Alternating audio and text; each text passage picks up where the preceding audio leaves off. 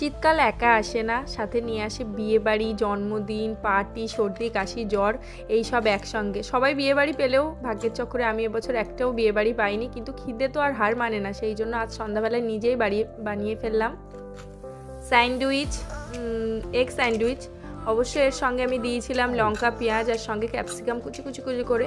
আর তাই আমি স্যান্ডউইচগুলো প্রথমে একটু ঢং করে খাওয়ার জন্য একটা চামচ আর একটা ছুরি দিয়ে কেটে নিলাম। সঙ্গে ছিল ধনেপাতার পেস্ট, মানে যেটাকে চাটনি বলে, সেই চাটনি দিয়ে আর কেচাপ দিয়ে জাস্ট দারুণ লাগছিল। আসলে শীতের সন্ধ্যায় যাই খাই না কেন মুখটা মুখরোচক হয়ে যায়। তো এই ছিল আজকের আমাদের সন্ধ্যার টিফিন।